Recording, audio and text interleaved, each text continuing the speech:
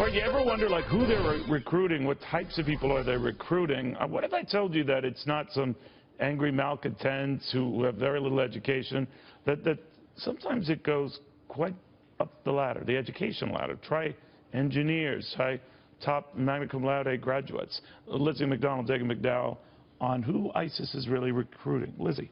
So, yeah, we looked at reports, a new report out from the British Council. It's based on academic studies and British intelligence from dossiers they had looked at. And they found that, surprisingly, these are not the poor, downtrodden individuals many had suspected.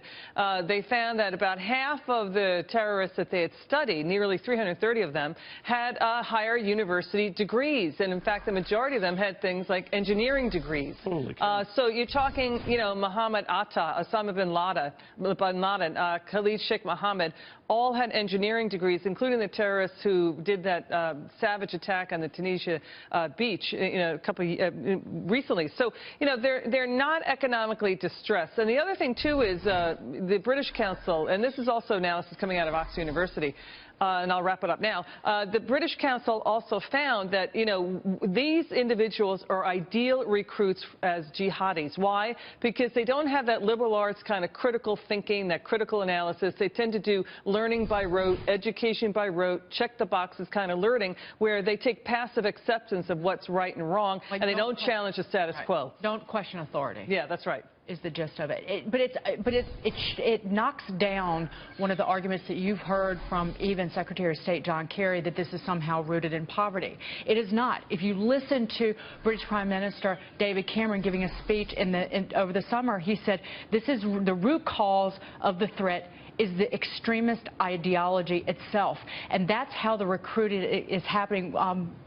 A former head of CIA, Woolsey, who's coming on your show later, said it's so hard to piece this together because a lot of it's anecdotal, because different people are radicalized in different ways, and they come from all walks of life. Radicalized in an appealing way. They find a comfortable home and environment to share their... Yeah, that's how they're reached. But what the allure, it sounds crazy because it's a murderous cult, the allure of the Islamic State is reaching out to people with millennial malaise, if you will, people who feel their lives are empty. This gives them purpose, direction, and excitement. It's disgusting, but that's what it is. But they also dig deeper into the education system in North Africa and the Middle East, and here's what they found. They found that essentially, yeah, they spend a lot of money on education, but they don't have the liberal arts, critical thinking kind of degrees. Again and again, they've seen it's rote learning and a check-the-box exam passing. So what they're talking about in Great Britain, and it's key, is that they need to have an education reform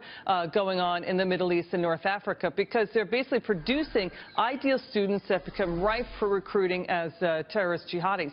And so how do you change that? In other words, they're also finding that these individuals, because they don't question the status quo, sometimes employers don't want them, so they become jobless as well, and again, even more ripe for recruits. They are smart. You know, you look through the networks in Hamas and Hezbollah, and even the Iran elites there. Engineering degrees, sciences degrees. That's why we need to treat this threat much more seriously than we have, because these are people who are being recruited and radicalized, who are intelligent and capable of greater atrocities. Other reasons and causes that are totally oblivious. It's the ideology. It comes down to a murderous, extreme ideology. Very good. Guys, I want to thank you both. I say we're talking